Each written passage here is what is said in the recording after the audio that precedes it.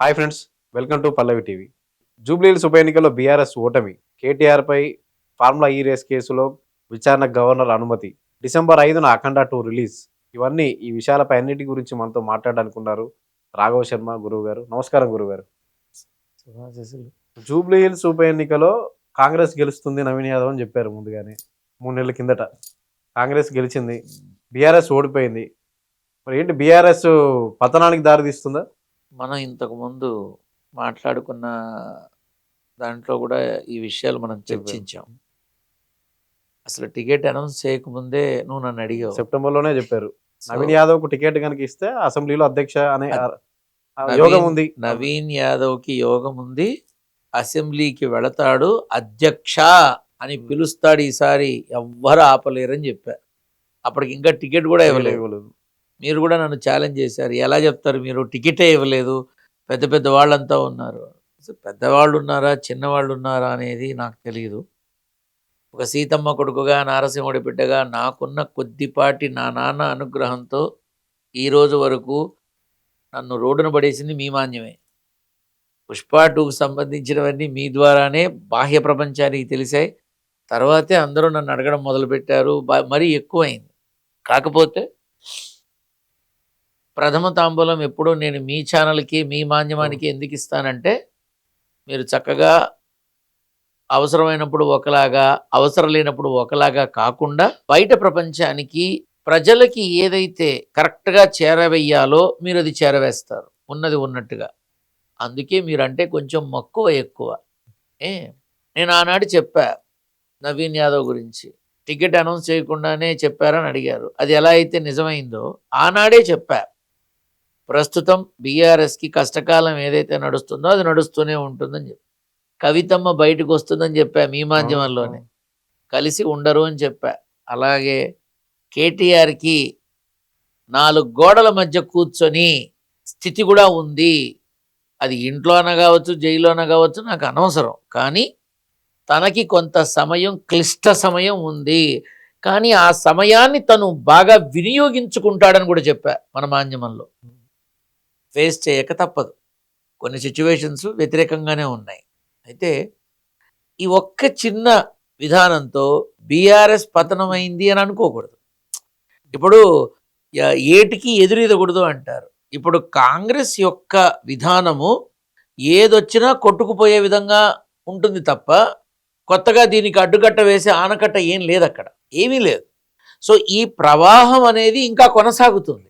ఇంకో 2 ఏళ్ళు, ఇంకొక 2-3 నెలలు దాటితే అసలు రేవంత్ రెడ్డి, మన సీఎం రేవంత్ రెడ్డి యొక్క బలం మరింత పెరుగుతుంది. నేను ఆ రోజు చెప్పా, 14-16 నెలలు కొంచెం నెలకో ఇష్యూ చొప్పున, కొన్ని తలకాయ నొప్పులు, కొన్ని ఇబ్బందులు, ఢిల్లీకి 500 సార్లు వెళ్ళినా నేను ఆశ్చర్యపోను.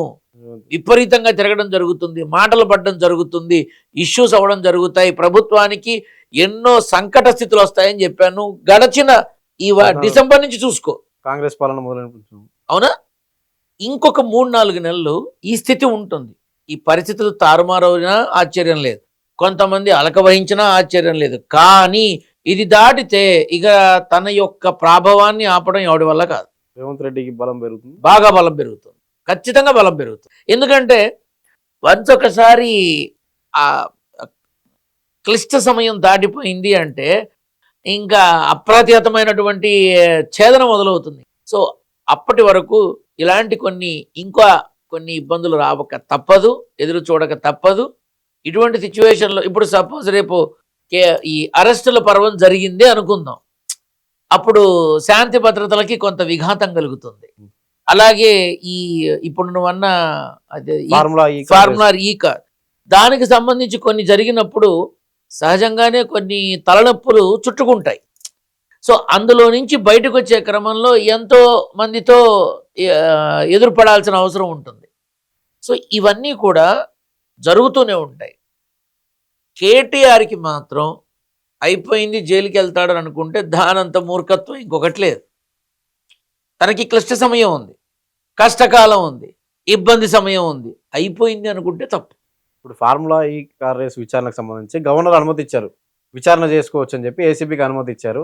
ఇప్పుడు రాష్ట్ర ప్రభుత్వ విచారణను మరి కొనసాగించి మరి అరెస్ట్ అవుతారా, లేకపోతే ఎలా అంటే విచారణ ముందుకెళ్తుంది కదా ఇంకా. అంటే విచారణ జరుగుతుంది, అరెస్ట్ అనేది డౌట్, అవ్వచ్చు అవ్వకపోవచ్చు. ఎందుకంటే ప్రస్తుత పరిస్థితుల్లో గమనిస్తే రానున్న రోజుల్లో కొన్ని ఎన్నికలు ఉన్నాయి, సర్పంచ్ ఎన్నికలు ఉన్నాయి, నోటిఫికేషన్ వస్తుంది.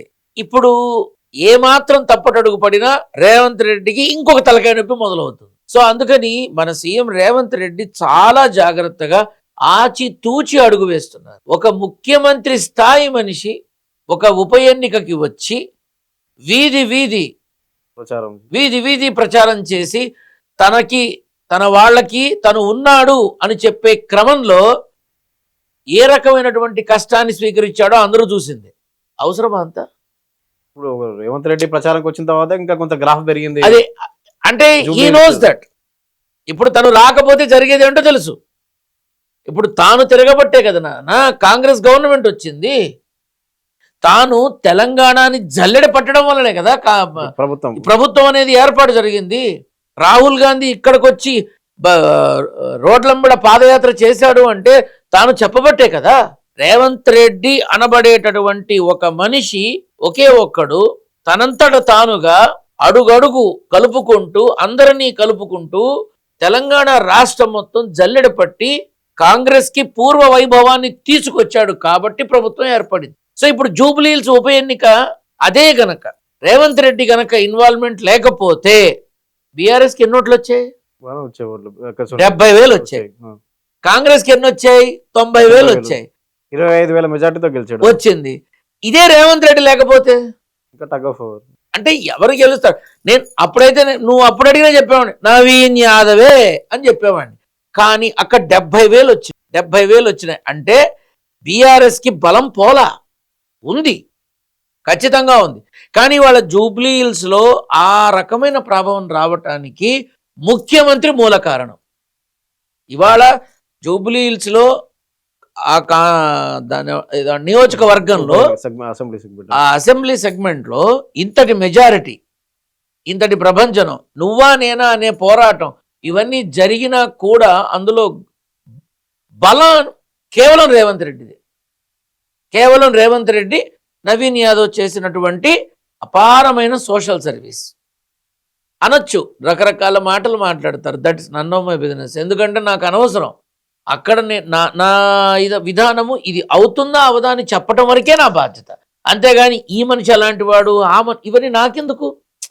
బట్ లోకల్గా నవీన్ యాదవ్ యొక్క సోషల్ సర్వీస్ ఏదైతే ఉందో అది ఒక రకమైనటువంటి బలం చేకూరిస్తే రేవంత్ రెడ్డి ముఖ్యమంత్రిగా ఉన్నా సరే తాను వచ్చి తన మనిషి కోసం తను అడుగడుగున మూమెంట్ తీసుకొని వెళ్ళి ఆ కాంగ్రెస్ ప్రభుత్వం యొక్క విధానాన్ని తెలియపరిచే అందరికీ గెలుపుకి సహకరించటం వల్ల ఈరోజు అత్యంత అద్భుతమైన విజయం కొనసాగింది.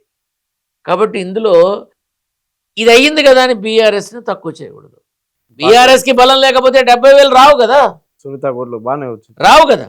బీఆర్ఎస్ మిని ఇష్టపడకపోతే, బీఆర్ఎస్ని కావాలి అని అనుకోకపోతే 70,000 రాకూడదు.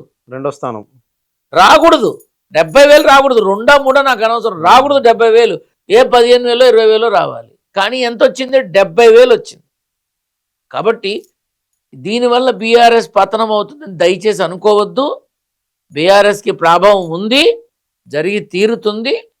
కేసీఆర్ అనబడేటటువంటి వ్యక్తి తెలంగాణని సాధించినటువంటి వీరుడు, తెలంగాణ జాతిపిత కదా. ఇక అంటారు అందరూ ఫామ్ హౌస్లో ఉంటారు, అక్కడ ఉంటారు. ఫామ్ హౌస్లో ఉండి ప్రభుత్వ పరిపాలన చేసిన వాడికి ఈ కొన్ని ఆలోచనలు ఉంటాయి కదా. ఆ ఆలోచనల ప్రకారం తదుపరి తన ఆలోచన ఉంటుందేమో, ఇంకా టైం ఉందిగా. సో వీళ్ళు కాంగ్రెస్ ప్రభుత్వం యొక్క పరిపాలనలో ఇంకా ఏవైతే 2-3 సంవత్సరాలు ఉందో, ఈ 2-3 సంవత్సరాల వాళ్ళ ప్రభుత్వ పరిపాలన ప్రజలకి చేరువైతే చెప్పలేం కదా. అప్పటికి కాంగ్రెస్లో నుంచి బీఆర్ఎస్లోకి వెళ్తే చెప్పలేం. రాజకీయాల్లో ఏది శాశ్వతం కాదు, ఏది శాశ్వతం కాదు.